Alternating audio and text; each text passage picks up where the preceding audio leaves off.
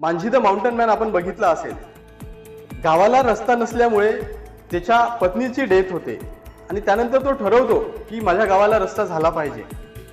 बऱ्याच ठिकाणी प्रयत्न करतो, पैसे मिळत नाही, रस्त्यासाठी कोणी होकार देत नाही. मग तो ठरवतो की नाही, मी हा पाड खोदणार. ज्या वेळेस तो पाड खोदायला घेतो त्यावेळेस सगळे लोक त्याला पागल समजतात की एक व्यक्ती हा कसं करू शकतो, कसं करणार आहे.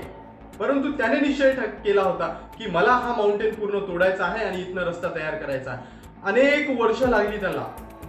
प्रत्येक दिवस एक एक हातोडा त्या डोंगरावरती पडत होता आणि त्याचा काही काही भाग निघत होता. असं करत करत एक दिवस तो आला ज्या दिवशी त्याने तिथून रस्ता तयार केला.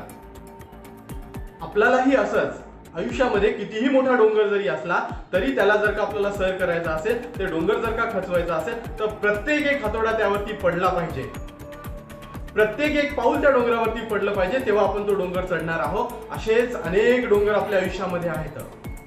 आपल्याला गाडी घ्यायची, आपल्याला घर घ्यायचं, आपल्याला मोठं व्हायचं, आपल्याला नोकरीला लागायचं, हे डोंगर, हे अडचणी जर का सर करायचं असेल तर प्रत्येक दिवस प्रत्येक एक एक पाऊल त्यावरती पडला पाहिजे आणि हळूहळू का होईना आपण तो पार केला पाहिजे, चढलो पाहिजे. याकरिता आपल्याला काम करायचं, याकरिता आपल्याला अभ्यास करायचा, हे ध्येय निश्चित ठेवायचं आहे की मी एक दिवस ते पार करणार आहे. मग मला साईडची परिस्थिती काय म्हणते, लोक काय म्हणतात, हे विचार न करता मला फक्त माझं ध्येय, माझा गोल निश्चित करायचा आहे आणि त्या गोलाचा, त्या ध्येयाचा पाठलाग करत मला समोर जायचं आहे.